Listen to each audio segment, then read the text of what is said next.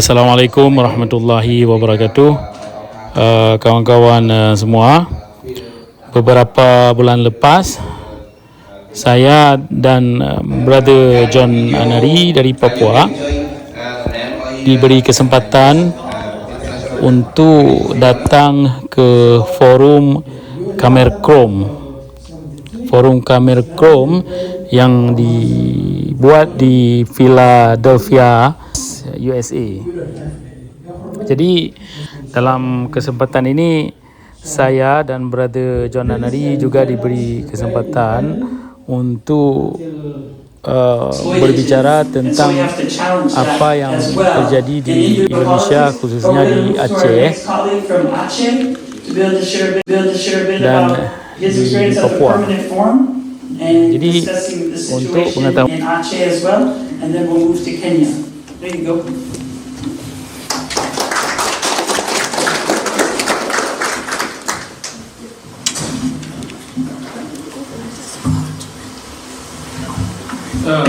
first of all, good morning everyone, colleague and friend. Thank you so much, Dr. Joshua. He doesn't want me to call him Dr. Joshua, but I mean I still call him Dr. Joshua because he's been going to get that title for a long time. So you know, but thank you, Dr. Joshua, for this opportunity. My English is not very good, but I mean, especially when we talk about politics, this is my first time came to United Nations because Brother John Anani bring me to United Nations. So I could talk for hours and hours in my language, but when it comes to English, and you know, it's going to be a little bit hard. But I'll try to explain what happened in my country. Thank you. First of all, my name is Muhammad Krom. I am from Aceh, Sumatra. Aceh, Sumatra is located in the northern tip island of Sumatra.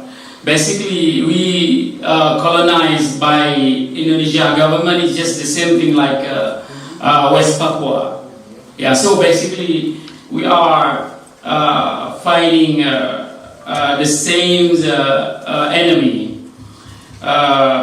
Their struggling start in 1963, if not my mistake, but our struggling start way before 1900. Aceh history date back in 13th century when it was powerful and independent sultanate.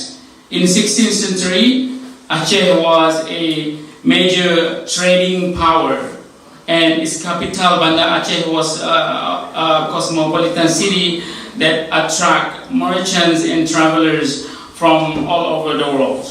But in 19th century, Dutch declared war on us and kill all our leaders and the sultanate. Aceh never surrendered. So the biggest problems that we were facing at the time, when the Dutch went back to their country, supposedly our land they supposed to give back to our people, to the Acehnese, but they didn't. They put us into Indonesia. Yeah. So I went to Netherlands. There is a museum called Brownback Museum. So in that museum, it says for 50 years we went to Aceh. We only able to conquer their 50 kilometer of their land. So when we fight with them, I mean, today they still have memorial in where the soldier died in my lands, like 2,200 soldiers died over there, and they still have that memorial. So, but anyway, and And then when Dutch India, the Holland went back to their homeland, and they put us and give us to Indonesia. Yeah. So in 1945, Indonesia as independent, and Aceh was annexed by new nation in Indonesia, like I said earlier. But Aceh never give up on our dream for self-determination, and we keep fighting with them. I mean, I'm sorry, to tell about this, but look, in 2005, we have agreement with Indonesia government, which is what they did in Helsinki, and was the person who the leader was Martti Ahtisaari, the Prime Minister of Finland. Yeah. So with that agreement has come up like 71 point. That's the agreement between Aceh and Indonesia. One of them, for example, the natural resources from Aceh will be 30% for Jakarta, for Indonesia, and 30% our natural resources should go back to Aceh, and then our flag should be able to raise in Aceh. Yeah, and then all this 71 point, and neither one of this that Indonesia have been given to us. So until today, it's been like 19 years that agreement, like nothing happened. So that's why we are fighting back. I mean, there is no other solutions for us except for self-determinations. So that's what we are doing is right now. So the current situation in Aceh, I think the Acehese people start to fighting back, because after waiting for that memorandum of understanding in Helsinki, it's never been better. Yeah. So I'm sure, guys. I mean, for those of you who don't know, maybe when you listen about Indonesia government from outside of Indonesia, it's very beautiful. It's very nice. I mean, But in Indonesia itself, a lot of violence. I mean, when they say democracy, there's no democracy at all. I mean, today's, the new elected president, he was a criminal war, because he went to Papua and killed a lot of people. He went to Aceh and killed a lot of people, and he was not able to even come to the United States because he's criminal war. But today, he is the president elect of Indonesia.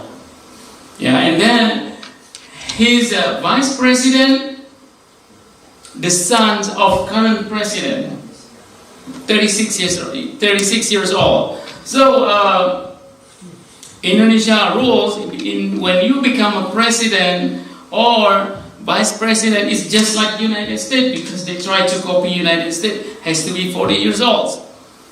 But his vice president elect 36 years old, because the current president is Jokowi, is very, very friends with the Supreme Court. So he was able to go and talk to Supreme Court. Hey, even though he's 36 years old, he should be able to be vice president. So all over the world. And not only that, Indonesia, there's a lot of ethnicity. Aceh, Papua, Java. But since Indonesia, what year Indonesia started? 1945. All the president of Indonesia is come from the ethnic Java. If you see all their name with like Sukarno, Suharto, Joko Widodo, Susilo Bambang Yudhoyono. Well, this is democracy. Why it should be from all the Javanese ethnic to be president of Indonesia? Why can't it be from Papua? Why can't it be from Sumatra, from Aceh? So this has happened a lot in Indonesia. So that's why we are fighting to be independent from Indonesia, the same as Papua, and we have That's a common enemy. So I mean, thank you so much for you guys giving me an opportunity to talk here. I mean, hopefully all of us, I mean, we can work together, whatever we can do to get our independence. I mean, your community is, I think, the same problem as our community, what we are facing today. Yeah, or else, if we don't fight it today, what we are giving to our children, what our grandchildren. Yeah, I mean, you see, I mean, all these nations, they don't really care about us. We have to fight for our own independence. We have to save all this, our culture, our everything for our children. I mean, if it's not, I mean, we just, the only thing left is later on 10, 20, 30 years from today is just the names. We lose the land, we lose culture, we lose everything. Yeah, but well, I'm sorry again for talking too long, but I hope you guys understand what I'm trying to say. Like I said, my English is not very well, but I mean, hopefully everyone understands. Again, thank you so much for the opportunity, Dr. Joshua. Thank you again, all my colleagues and friends. Thank you.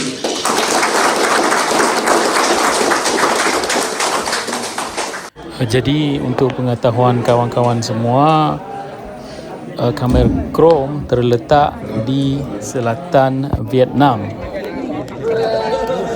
Jumlah penduduk Khmer Krom lebih kurang 8 juta jiwa, dan mereka senasib dengan bangsa Aceh dan bangsa Papua. Mereka juga ingin merdeka dan selalu ditindas oleh pemerintah Vietnam. Tell me something. How many people that we have here in our community? I'm right in the whole United States or just Philadelphia? Just here. Well, for our Khmer Krom community, you're about 500,000 people all over the United States. But in yesterday over in Philadelphia alone, there are probably 5,000 families. In Pennsylvania? Philadelphia. In Philadelphia, about 500. The Khmer Krom family. Oh, okay. So how do you make all of them stick together? This is very nice. The important thing for the Khmer Kroms is the temple. Even though you're looking at the temple in Khmer Krom, you see the cultural center. The heritage center. Right. That's where this time we bind all the people together. They all come together to celebrate all in the temple. So the temple is the foundation of the Khmer Krom. Even in the Khmer Krom. And here outside, like the United States or Canada or everywhere, in Australia or in France, temples in the center of the culture and the center of identity of the Khmer Krom. I see. But also the struggle for independence is also we try to be in autonomy first. We try not to use the word because it's very political sensitive. So that the self-determination process, process is the right way for us to go. And that's so that we can get a lot of international support, and we're using the based on the United Nations Declaration on the Rights of Indigenous People. That's not the way. So that's the way we should go right now. I got you. Okay. And one more thing, explain to me what the meaning of the color and about the flag. The flag, more is for in terms of the flag, is indicative of the struggle. Or the blood and the persistence. There's a different color of the Khmer Krom Federation of the Khmer Krom people in Khmer Krom. It has a lot of meaning for different type of color. Okay. So the red one mostly for the struggle. The desire for freedom and the self-determination. I see. Okay. And it's your name again? I forgot. H-U-A, Huasan. Okay. Yeah, Huasan. Nice to meet you. Nice to meet you. So it's okay if I take this video and show you to my people how you guys stick together? We're all in this together. Because we're all in this together to try to get the self-determination for our people by Khmer. Now we're out here, we have the freedom. Right. You can do whatever you want. Right. Very true. But the Khmer Krom people in Cambodia, Krom, they are very constrained. If they do something like this, normally the government of Vietnam arrest them, detain them, and put them in the prison just like right now. The same thing what happened in they send to Indonesia prison. as well. I mean, So I mean, I can take video and let my people see how you guys take together, so they can get an example of your your community. We're all in this together. And for the indigenous people, we have to stay together and not to have one voice for the indigenous people. Yes, sir. And thank you again for welcoming us over here. Hopefully, I mean, we can be friends. I mean, definitely. Because I always see I see this brother 2 years ago in UNPO here in Washington DC. So that's very good. Thank you again. Thank you. Terima kasih kepada kawan-kawan semua yang telah menonton video ini. Salam merdeka dari kami bangsa Aceh dan salam merdeka dari bangsa Papua dan bangsa Maluku. Terima kasih sekali lagi. Assalamualaikum.